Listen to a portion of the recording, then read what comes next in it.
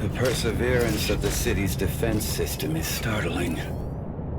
But like any rigid system, its demise is inevitable. Whatever they throw at us is no match for a hyper unit.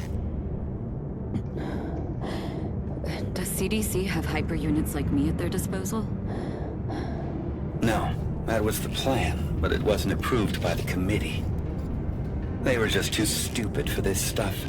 Scared of losing their old ways. The project had to be finished, so to speak, under the radar.